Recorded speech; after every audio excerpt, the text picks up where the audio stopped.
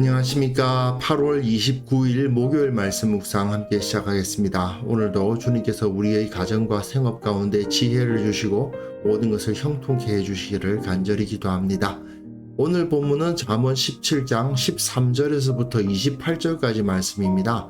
사실 잠언의 이 부분이 여러 가지 주제를 한꺼번에 다루고 있다 보니까 하나로 모아서 설명하기는 어렵습니다만은 오늘 본문을 가지고서는 인간관계와 관련되어서 한번 생각해 보았으면 좋겠습니다.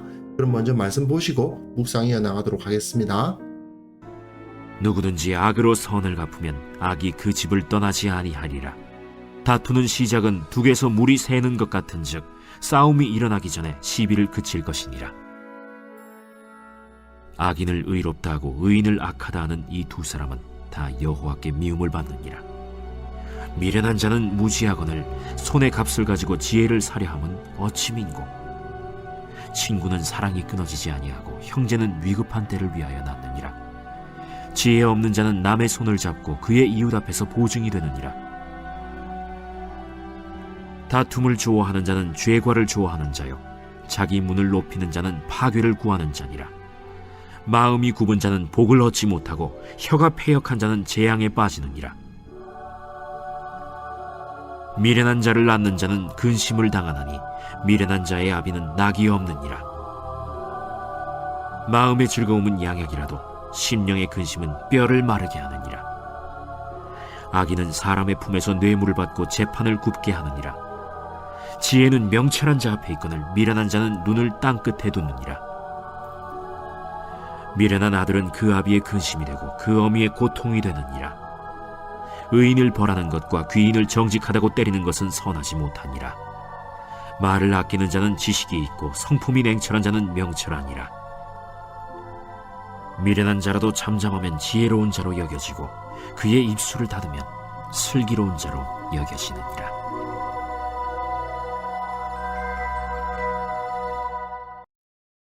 어제도 말씀드렸다시피 이 잠언들은 각 구절이 독립되어 있기 때문에 맥락을 하나로 잡는 건 불가능합니다. 그러니까 묵상을 하려면 사실은 하나씩 다 따로 묵상을 해야 돼요. 그런데 그러려면 우리가 너무 제한된 시간을 가지고 있기 때문에 그러기는 어렵고 좀 비슷한 가르침끼리 모아보려고 하는데요. 오늘 본문은 특별히 인간관계와 연관해서 생각해 볼 만한 내용이 많습니다. 인간관계 가운데 다툼이라는 것이 생길 수밖에 없지 않습니까? 다툼은 그 시작 자체가 둑에서 물이 새는 것 같다 이거죠. 싸움이 일어나기 전에 시비를 그치는 것이 맞다. 그 틈새가 생겨서 물이 새는 것 같다 싶으면 바로 그것을 시비를 그쳐서 싸움이 일어나지 않게 하는 것이 좋다는 겁니다.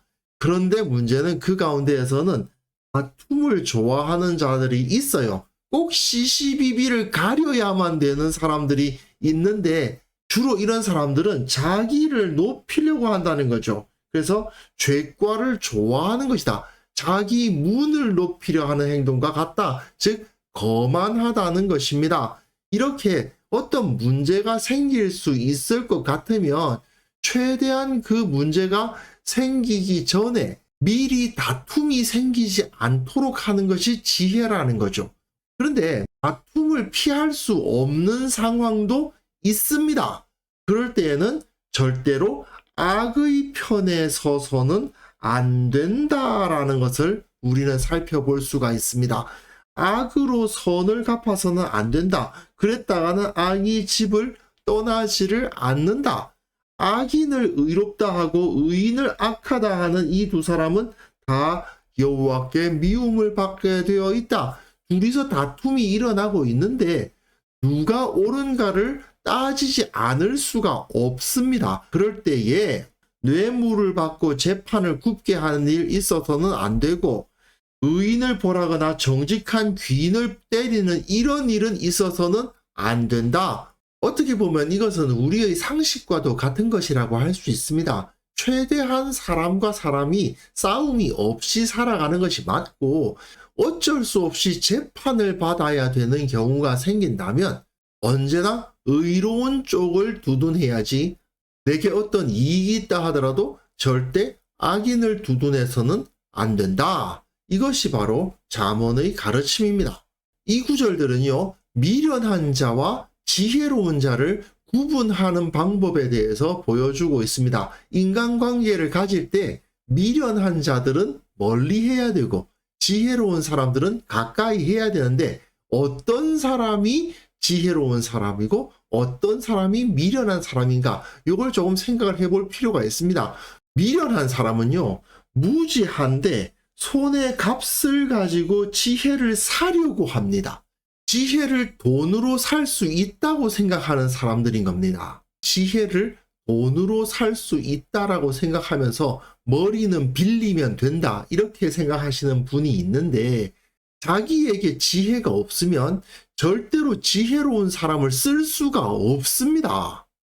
내가 지혜를 가져야만 내 옆에 지혜로운 사람이 생기는 거예요. 지식이 있는 사람이 필요하면 나도 어느 정도는 지식을 가지려고 노력하는 모습을 보여야 내 옆에 지식이 있는 사람이 있을 수 있고요. 선한 사람이 필요하면 나도 선한 성품을 가지려고 노력해야 내 주위에 선한 사람이 생기는 거예요. 인간관계라는 차원에서 생각을 해보면 내가 선하고 지혜롭게 행동할 때에 내 주위에 지혜롭고 선한 사람들이 붙는 거지, 나는 악하게 굴고 나는 어리석게 굴어도 내 주위에서 지혜로운 사람이, 선한 사람이 나를 도와줄 거야, 이렇게 생각하면 안 된다는 겁니다. 지혜로운 사람 주위에는 언제나 지혜로운 사람, 사랑이 넘치는 사람, 위급할 때 도와주는 사람이 있게 마련이고요. 지혜가 없는 사람은 남의 손을 잡고 그의 이웃 앞에 보증이 되는 어리석은 짓을 하고 맙니다. 지혜는 명철한 자 앞에 있거든요. 명철한 자 주위에는 언제나 지혜로운 사람들과 지혜로운 대답들이 존재하지만, 미련한 사람은 지혜가 저 땅끝에 있는 줄 알아요. 자기가 지혜로워졌을 때 지혜가 가까이 오게 되어 있는데, 자기가 지혜를 추구하다 보면은 지혜로운 사람들이 주위에 있게 되어 있는데, 그러지를 않고 어딘가 멀리에 지혜가 있을 것처럼 생각하면서 살아가다 보면 그 아비의 근심이 되고 그 어미의 고통이 될 수밖에 없는 미련한 자로 남을 수밖에 없다는 것입니다. 그러니까 참된 지혜자는 신실하고 선한 사람들과의 관계를 유지하고 그들과 가까이 하는데 시간과 노력을 들일 줄 압니다. 그러질 않고 하나님 안에서 이런 선한 인간관계를 무시하고 모든 것은 다 돈으로 해결할 수 있다. 안 되면 좀 지혜로운 사람, 능력 있는 사람 돈으로 쓰지 이렇게 생각하면 결국은 자기가 망하게 된다는 겁니다. 내가 지혜로워질 때 나를 도와줄 지혜로운 사람이 옆에 생긴다. 내가 선하게 살아갈 때 나와 함께할 선한 사람이 내 옆에 서게 되어 있다. 이걸 우리는 반드시 기억해야만 됩니다. 자, 그 다음 본문에서는요, 이 세상에는 결국 선과 악, 지혜와 어리석음이 존재하는 거 아닙니까? 그 상황에서 내가 선해져야 내 주위에 선한 사람들이 많이 생기고, 내가 지혜로워져야 내 주위에 지혜로운 사람들이 많이 생기는 건데, 결론적으로 결국 그렇다면 내가 어떻게 살아가야 되는가에 대한 답이 나오는 거죠. 세상이 너무 악해, 세상이 너무 어리석어, 그렇게 말하면서 세상의 악과 어리석음을 제거하려고 노력하는 것보다 나 자신의 내면을 정리하는 데 노력하는 것이 훨씬 더 효과적인 방법인 겁니다. 세상에 너무 악한 자들이 많네, 악한 자들을 다 없애버리자. 세상에 너무 어리석은 자들이 많네, 저 어리석은 자들을 전부 다 배제하자. 이렇게 행동해가지고는 어느 세월에 악한 자들을 다 없애고 어리석은 자들을 다 제거하겠습니까? 사실 그런 생각을 한다는 것 자체가 자기가 어리석다는 뜻이죠. 결국은 이 세상에서 선과 악, 지혜와 우매가 공존하는 세상에서 선한 사람들과 지혜로운 사람들과 올바른 길을 걸어가려면 나의 마음이 굽지 않았는지에 대해서 늘 점검하는 삶을 살아가게 마련입니다. 그러니까 마음이 굽으면 복을 못 얻어요. 혀가 패역하면 재앙에 빠질 수밖에 없습니다. 마음의 즐거움이 양약이고 심령의 근심을 가지면 뼈가 마릅니다. 내 마음 상태가 바로 내가 지혜로운가 선한가를 보여주는 거죠. 결국 그 마음이 어떤 상태인가는 그 입에서 나오는 말을 보면 되는 거 아니겠습니까? 지혜로운 사람은 언제나 말을 조심하게 되어 있습니다. 그러니까 어련하면 미련한 자라도 잠잠하면 지혜로운 자로 여겨지고 그 입술을 닫으면 슬기로운 자로 여겨진다. 한마디로 지혜로운 사람은 함부로 말을 내뱉는 사람이 아니라는 것을 여기서 보여줍니다. 늘 어디에 가서든 무슨 말을 할 것인가를 주의하고 선하고 지혜로운 말을 하려고 노력하는 그 자체가 하나님의 백성된 증거라고도 볼 수 있고 지혜로운 자가 된다는 뜻이기도 하고요. 사실은 내 언어를 바로잡으려고 노력하는 것 자체가 나를 지혜롭게 만드는 하나의 훈련이 되죠. 비속어라든지 욕설이라든지 이런 것을 그냥 거리낌 없이 하시는 분들이 이 세상에 있는데 어떻습니까? 그런 분들을 보면 그 사람 자체가 값이 떨어져 보입니다. 제가 가끔 어디서 식당 같은 데 갔을 때 좀 나이가 많으신 분들인데 친구들끼리 술 한잔 기울이시면서 서로 막 이야기를 하는데 막 욕을 섞어서 서로 간에 대화를 해요. 그러면 제가 그분들을 볼 때 그분들의 품격이 떨어지는 것을 느끼게 되지 않습니까? 그런 식으로 말하는 사람들 주위에 지혜로운 사람, 선한 사람, 인격이 바로 된 사람이 붙겠느냐 말이에요. 결국 나 자신을 바로잡아서 살아가는 것이야말로 이 세상에서 진정한 지혜다. 이 사실을 확인할 수 있었으면 좋겠습니다.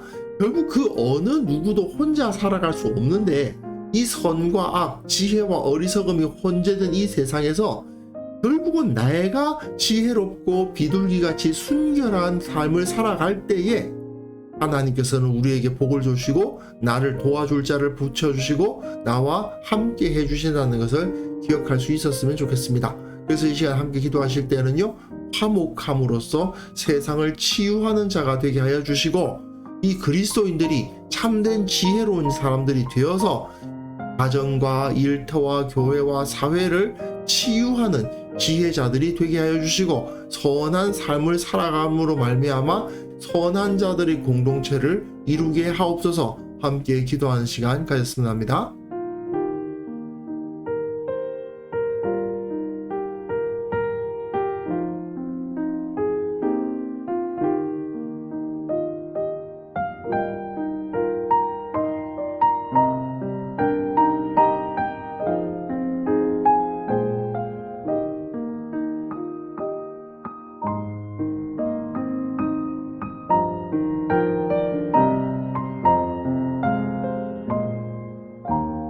하나님 아버지, 주님께서 우리에게 지혜를 허락하여 주셔서 화목하며 세상을 치유하는 자가 되게 하여 주옵소서.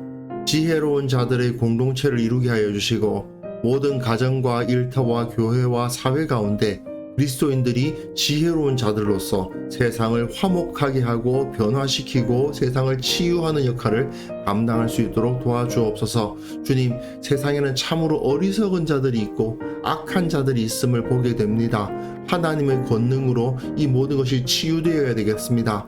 교회를 도구로 사용하사 이 세상을 변화시키시고 참된 지혜자들이 세상을 이끌고 참된 능력의 사람들이 이 세상의 소망으로서 설 수 있도록 도와주옵소서. 아버지, 오늘 하루 우리가 살아가는 삶 가운데에서 참으로 지혜로운 삶을 살아가게 도와주시고 우리의 언행을 바로잡아 주시고 내 주위에 선한 사람들, 지혜로운 사람들을 붙여주시고 그들과 함께 할 만한 자로서 우리를 성장시켜 주옵소서. 모든 일을 형통하게 하시고 우리가 기도하기를 멈추지 아니하고 늘 감사하며 다른 사람들을 축복하는 모습으로서 세상을 살아가는 우리 모두가 되게 하여 주옵소서. 감사드렸고 예수님의 이름으로 기도합니다. 아멘.